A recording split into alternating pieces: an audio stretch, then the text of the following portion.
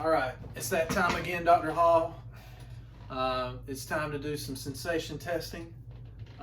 So we want to keep in mind a few things. We want to be able to test all the different kinds of tracks that we have going on in our body. So the ALS, DCML, the cortical levels, but we also want to keep in mind the patient to see if they understand what we're asking of them. So, yo habla inglés? Sí. All right, cool. So, communication is important, and being able to have the patient have their eyes closed during this testing will really help us understand if the patient is really feeling what we're asking of them. And so, I already got one. Okay. So the first track we want to look at is, let's look at ALS. One of the things we can do is sharp dull. We can do pain and temperature, and we can also do pressure testing. And so what I would have the patient do is just close your eyes. What I'm going to do is you're going to feel a little prick. You feel that? Yeah. I got a little tack here. You feel this? Mm-hmm. All right, that's our dull touch. So I'm using the other end.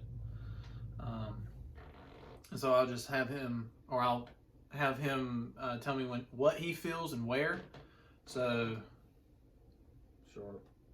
all right. Dull.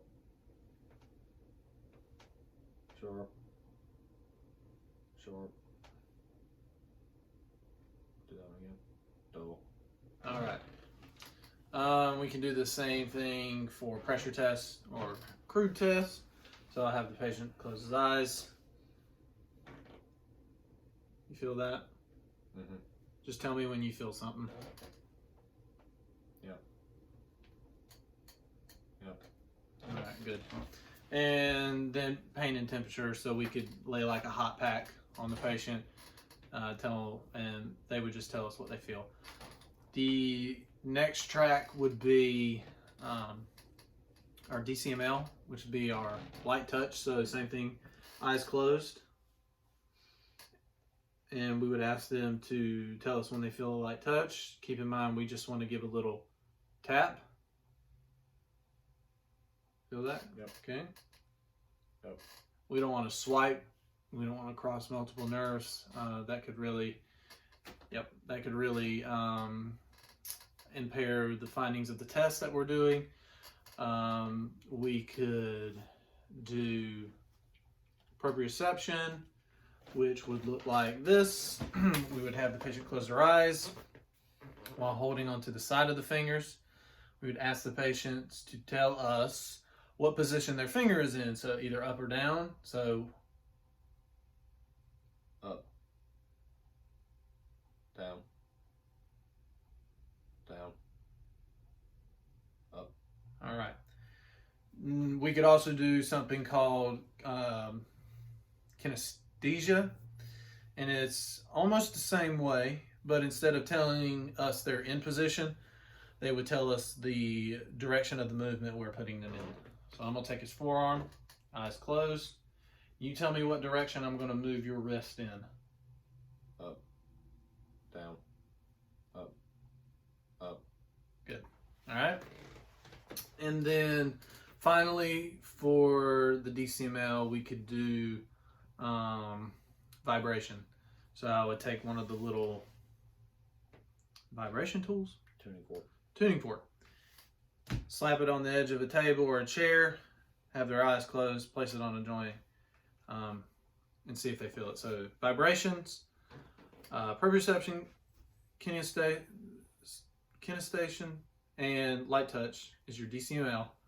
And we have light dull or sharp dull, and pressure testing, and pain temperature for your ALS. The light touch and the sharp dull cover superficial sensations, while the proprioception, the kinesthesia, and the vibration cover your deep sensations. And then finally, the last track we want to look at is your cortical levels, which is like a higher level sensation. So it's a lot like your discrimination type sensation. So one of them could be like your 2-point discriminations.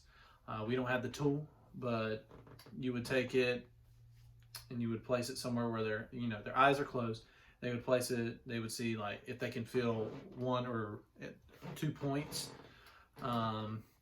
The next thing we can do is the extinction testing, and that would be where their eyes are closed, and I would touch them on one side. Do you feel that? Mm-hmm. Yes. Yes. Yes. Yes. All right. So they can feel on both sides, but with extinction, they can only pick up one side when there's a stimulus applied to 2 sides. So I would apply a stimulus such as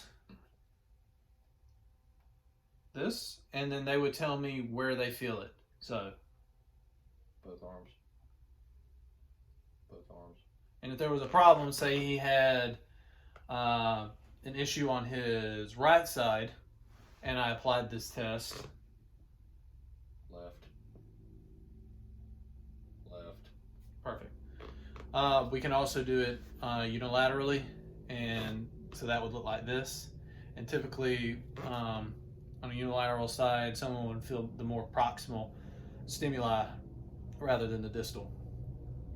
So moving forward, for cortical, we could also do graphesthesia. So that would be, that's where I would draw on your hand. And so we want to make sure that it's recognizable to our patient. So what, I want you to tell me what I'm drawing in your hand with your eyes closed. Okay, so 6. O. 7.